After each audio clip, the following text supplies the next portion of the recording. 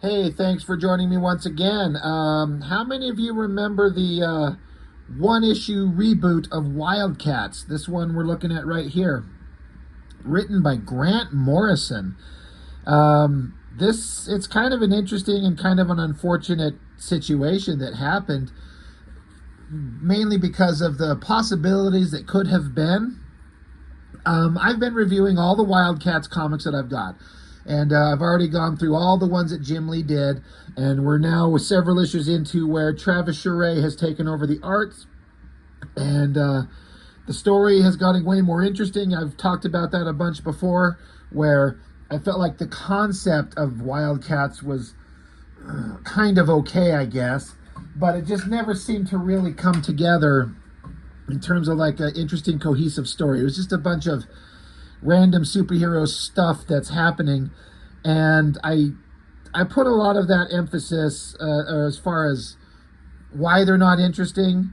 I mean, it's partially Jim Lee, of course, he's the one in charge, but the guy he had writing those books, Brandon Choi, it's so cliche, by the numbers, boring nonsense. Like, there's not a fraction of joy and interest. It's just such boring stuff, for all the stuff that Brandon Choi was writing on Wildcats. But like I've said, once someone else took over the writing, they had James Robinson come along, then Alan Moore gets on, and Wildcats became interesting.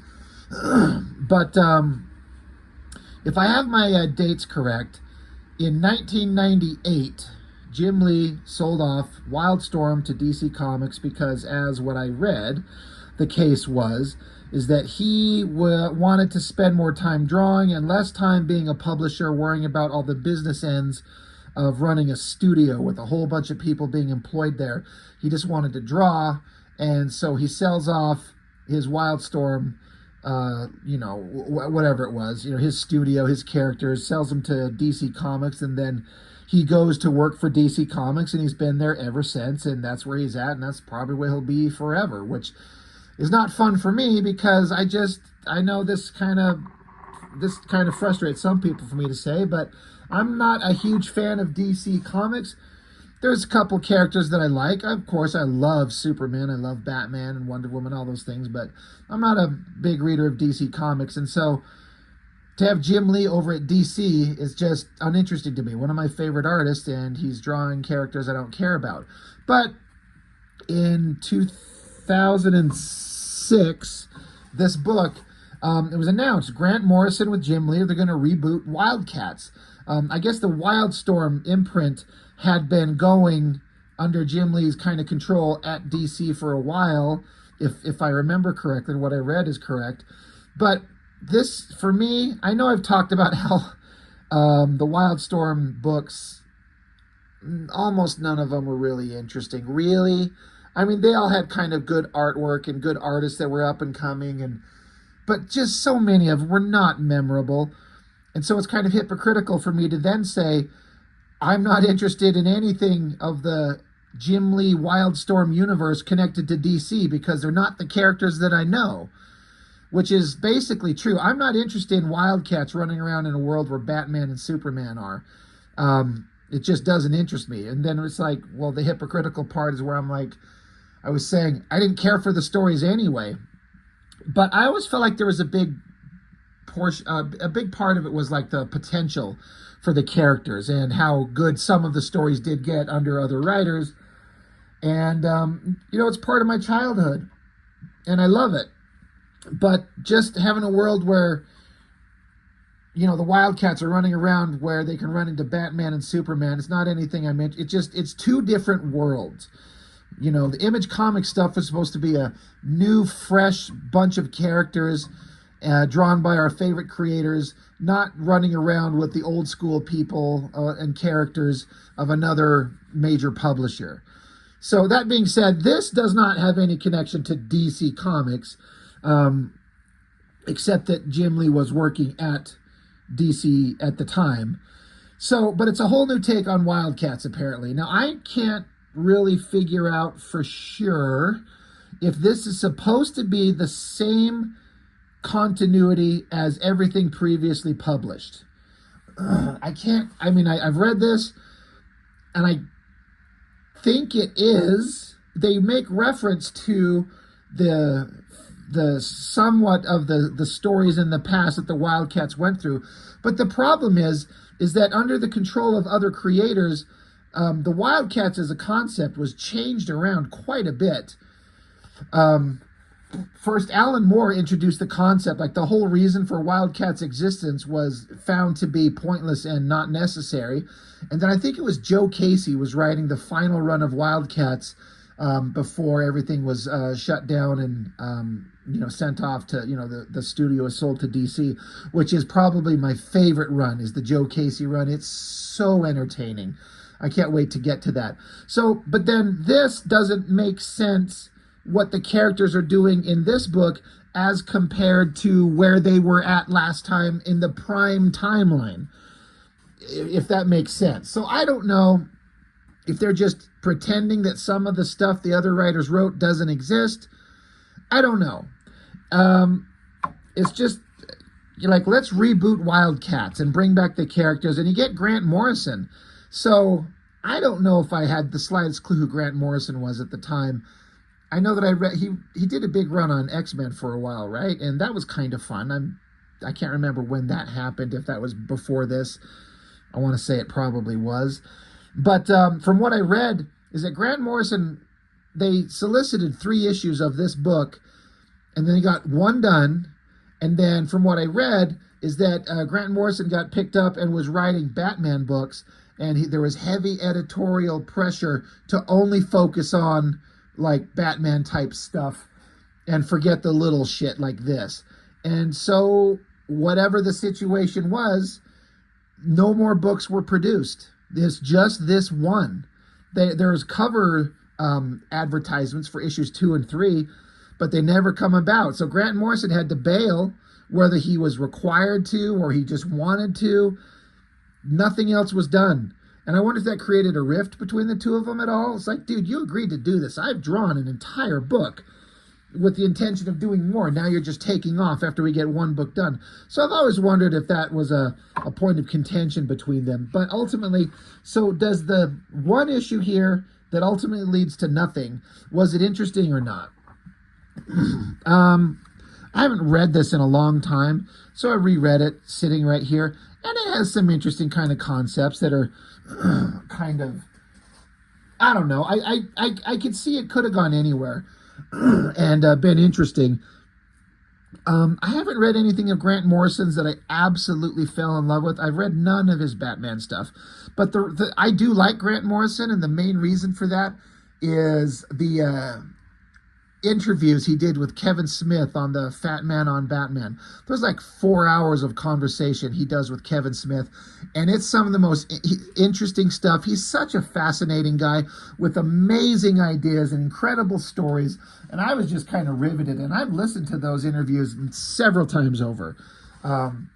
Very interesting stuff. If you want to kind of get an idea of who Grant Morrison is, go listen to those interviews with Kevin Smith. They're great. But his stories, I've never read anything I hated, but I've never read anything that was just like, oh my God, that was amazing.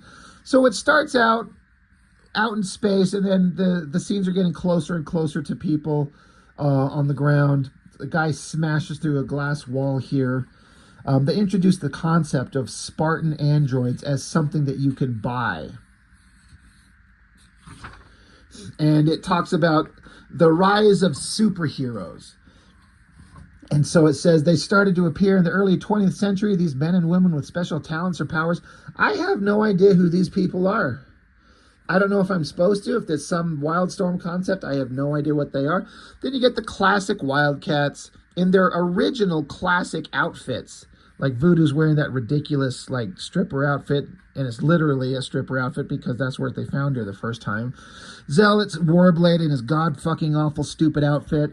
Grifters, Spartan, these bad guys, I forget their stupid names. Maul, my favorite, and by favorite I mean my least favorite stupid strong guy with the stupid horns on his back. It took me a second looking at this to try to figure out why Maul's dick was glowing, but I guess it's supposed to be sparks from the electronics of this bad guy. He was holding parts of him here. Then we get down here to the classic Authority team, for the most part, including some with Stormwatch characters. The High, a character. This stuff was brought to creation basically by Warren Ellis. Some of the characters existed, but he took the entire concept of the Authority and made it amazing. I can't wait to get into those books. And then there's this whole other team of, I don't know who the hell these people are. No idea who they are. But just the idea, like, the superhumans have come to the planet, and it changed everything. It changed existence, like it always does. Like, how many times have we all read a comic book and there are superheroes, and it's like, how does it's transformative to a society. And so what's a different take on that kind of concept? And so here's the Wildstorm universe version of that. And it says here that until by the time the steaming something, basically, reading all the text here, but basically they're saying superheroes seemed like they were everywhere until you needed one. So there's the sudden, like, there's everything that felt like kind of standard superhero shit, and they're everywhere until you needed one. So the title of the story, the Halo Around the World, and this is Cole Cash, everyone's favorite, most popular member of the Wildcats, Grifter, lying in the mud and the dirt and the rain. Senor Cash, please help us. So, he's obviously, this is not America. I'm trying to remember the name of this town that I think that this is supposed to be. But yeah, Grant Morrison writer, Jim Lee penciler, Scott Williams inker, Alex Sinclair colorist. Like, that's the dream team of Jim Lee stuff. That's the team to this day, right? And I feel like this is an example of Jim Lee doing the best work he does. It's all well drawn, well rendered. I know I say this all the time, and it probably it's just a thing for me. I would love to see this stuff in the black and white. I think the colors are as good as they could possibly be, that anyone could do. It's on nice, shiny, glossy paper. It's all clean and clear and beautiful colors, but I just kind of want to see this drawing, this raw drawing in the black and white. But we got Grifter lying in the mud. So what's happened to Grifter? What happened to him? I know where the character was kind of at in terms of his character development at the end of the Joe Casey run. I was really into it. And then so now he's here lying in the mud. Like, okay, so he's fallen on hard times. And again, this is assuming that these characters are the same ones from the regular timeline from the Image Comics era. I'm guessing. So yeah, the kid's saying we need help. And so here we got Grifter. He's like, don't know what you're talking about. I came here to die in obscurity. The kid's like, well, I found out about you. You're a superhero. I read about you. And he's like, oh, you got me confused with my brother. The world ran out of room for heroes like me. And so the kid says, no one here can afford even a used Spartan. And we have no protection. And these men and his gangs are bleeding us dry. They're not even human. So they introduced the idea that, like it was on the first page, that Spartan androids can be bought kind of like a car, but used for like protection. So that's an interesting idea. And without being able to see where the story's going yet, I remember like Spartan was boring. But by the time Joe Casey got his hands on him, Spartan was one of my most favorite characters. Hard to believe. But he took him and made him interesting.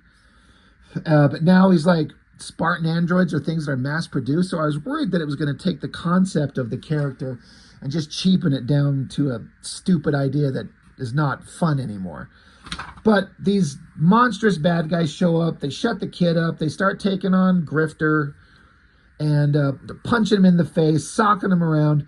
And Grifter's inner monologue, thoughts, he's saying, stay in character. I'm the best there is at what I do, and what I do is drink. I thought that line was kind of stupid, in as much as we all know who says the line, I'm the best there is at what I do. That's a Wolverine thing. And then people have always taken that concept and then changed it up to being, instead of when what I do isn't very nice, into some other silly version or some alternate version. I was like, it's an old joke that's long since run its course. I'm kind of surprised Grant Morrison threw that in there, but whatever. Gets the shit kicked out of him as the camera pulls way back from, looking down on him. to now we're looking down on them from really high, and then now we're basically in orbit, like planetary level. And then you get up here, now we're looking at the Earth, and then here is a space station, which harkens back to the original kind of concepts that the Wildstorm universe had when Image Comics first started. One, Wildcats had a building in, I think it was New York. They called it the Halo Building, which is a big skyscraper with a big kind of halo kind of shaped thing around the top of it. And that was where the Wildcats were based out of. And then also there was this team of Stormwatch that had a orbiting space station. So it's kind of a combination of both. There's a Halo space station. And then you see text, somebody saying he'll be with you in just a moment, Mr. Kitane. I don't know how to say Voodoo's human last name. Kitaen, Kitane. It's Priscilla Kitane, I think. So then there's Voodoo. We know her. And then there's this crazy, sexy babe running she's like the office, like secretary. She's like Halo Solutions, like she's taking phone calls. So this is like a business in space. So that's interesting, I guess. So then it cuts over to, I got a little bit confused. It's kind of odd. I'm like, wait, it goes from that to this. And what it is it's basically showing the mass production of Spartan androids. And it says, the Halo 3D phone revolutionized communications. The family Spartan is revolutionizing the personal security industry. Thanks to Halo Systems technology, everyone can own a superhero. Your own personal Man of Steel at prices you and your family can afford. Credit terms available. So it's an interesting idea. They're like mass producing warrior androids that anybody can buy. I mean, how would that work in the real world? Now, I'm not saying they should explore the concept in a comic book. It's just it's a far out thing. It's a comic book. Let's explore it. It's not the real world. But if anybody could buy a combatant capable android, I mean, does it have like the 3 laws of robotics or the RoboCop shit, serve the public trust, protect the innocent, uphold the law, or anything like that? It just kind of introduces a bunch of questions. But it's interesting. Now, what I got kind of confused on are these little inset kind of like thermal vision, oddly colored shots. And you cut down to, there's a guy and a girl in bed, look like they're naked and they're pounding ass. So I'm like, well, okay, but how does that fit into this? I'm intrigued, but I wasn't following it.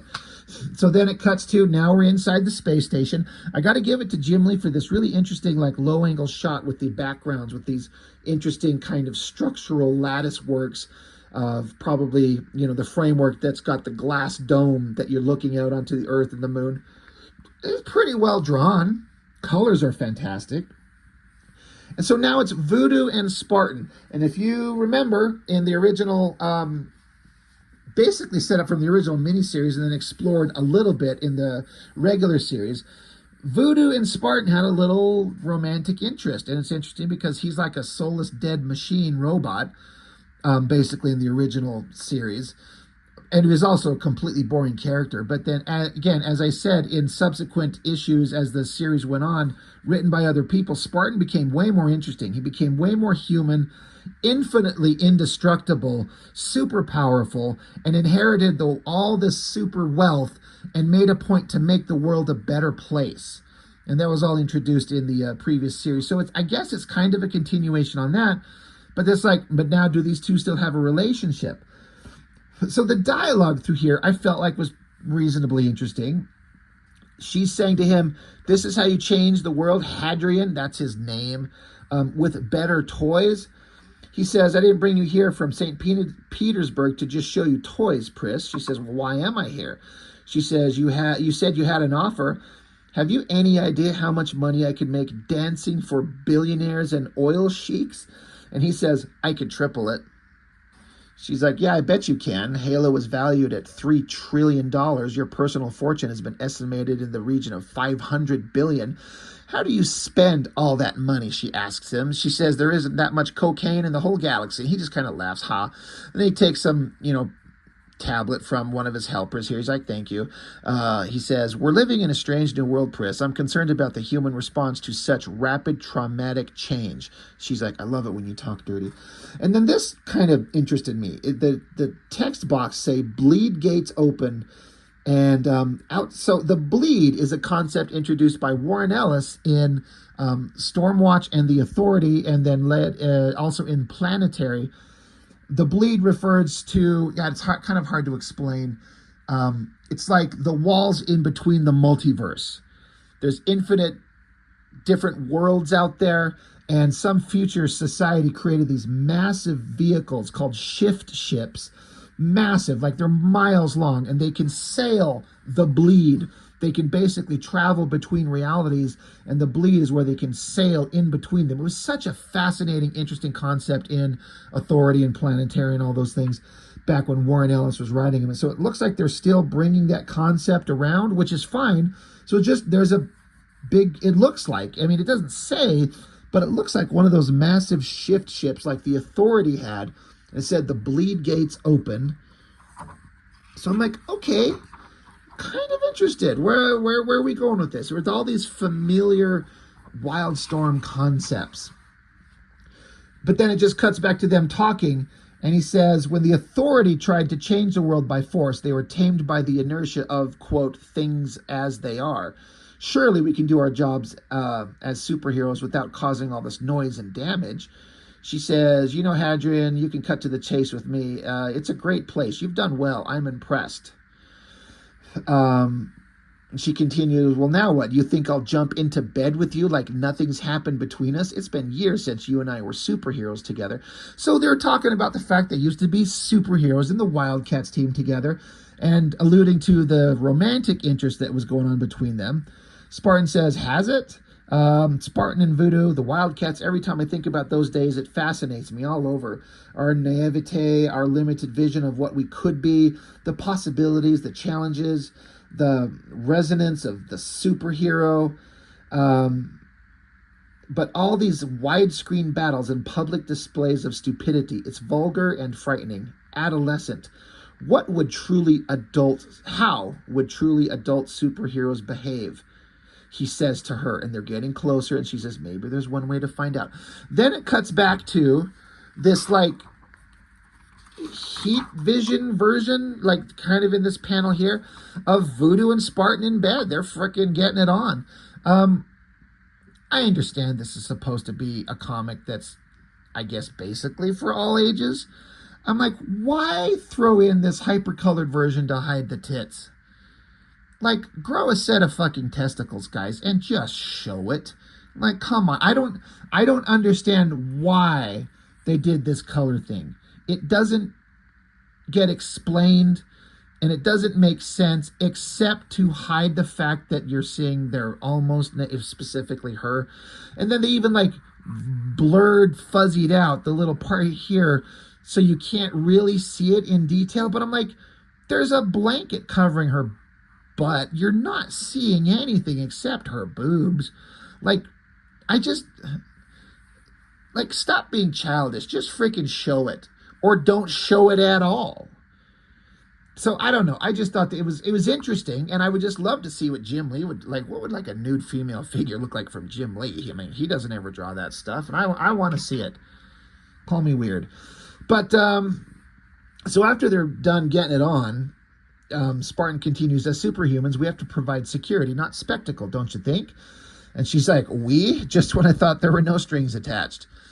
He says, no one knows where the Gamoran suicide bombers are hiding. We have rumors of Daemonite sightings on Earth, and I haven't even mentioned the Omnia Codex.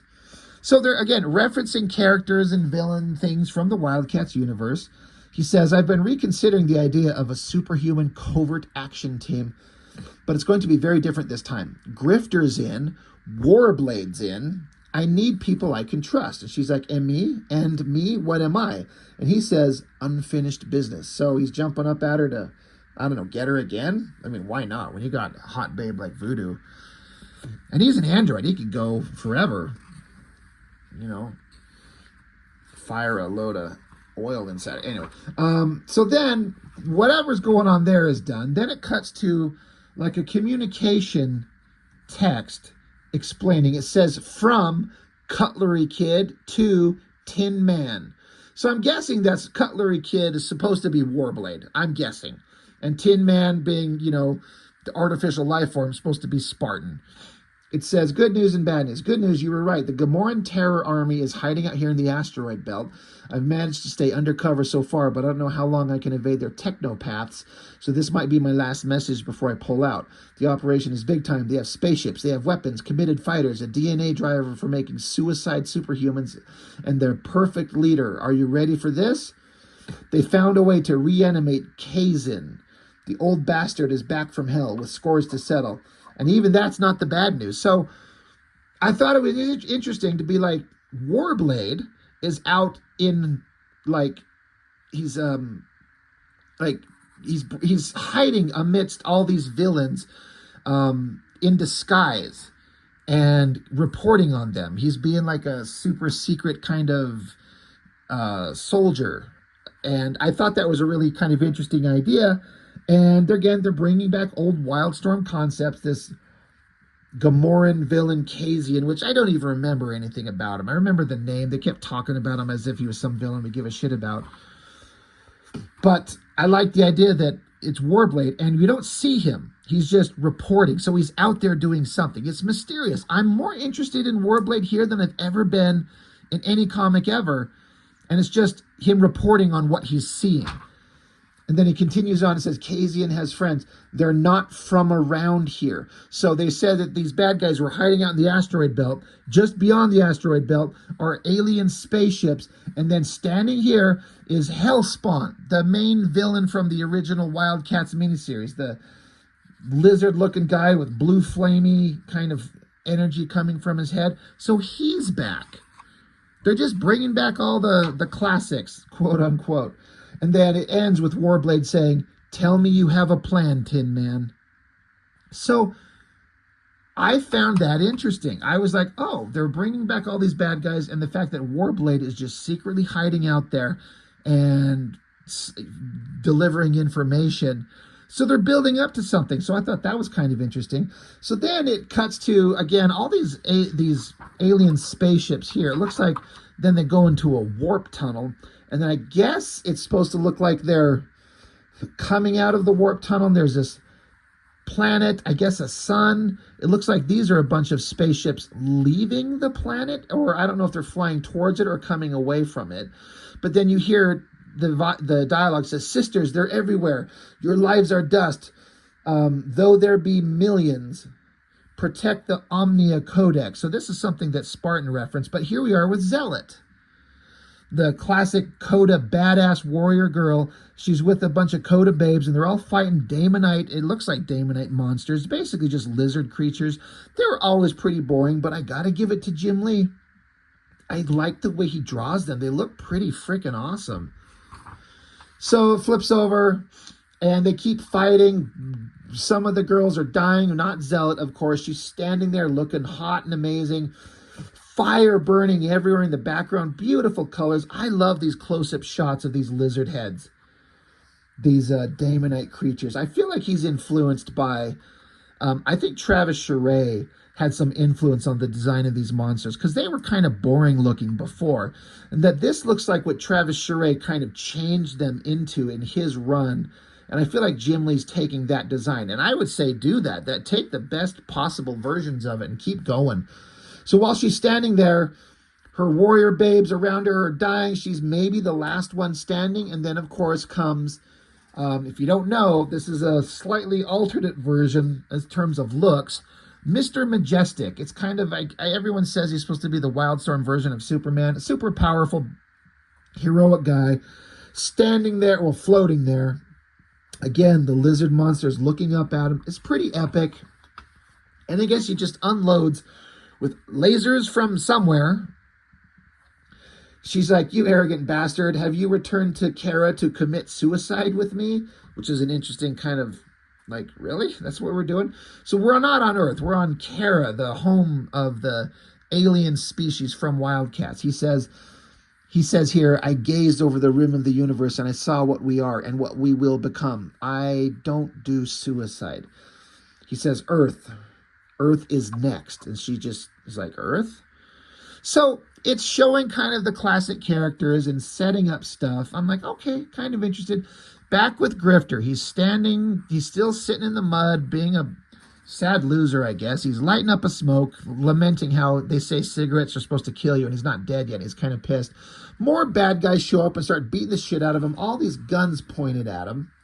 He's not particularly worried, so he just starts taking them on. I understand what they're trying to do here by showing some speed, by blurring out Grifter. I just think it looks dumb. I don't like it at all. The blur effect is stupid. Just makes it hard to read. I get what they're trying to do. So he just keeps taking them on, beats them all, disarms them, uses their guns against them. Now they're even turning into the Daemonite lizard monsters. So, you know, like the Wildcats fighting Daemonite lizard monsters. That's classic Wildcat stuff.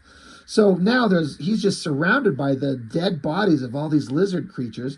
He's got a gun, points it at the one remaining creature. He says, they call me Grifter, saving the world one soul at a time. Boom, he shoots it, takes it out. The end.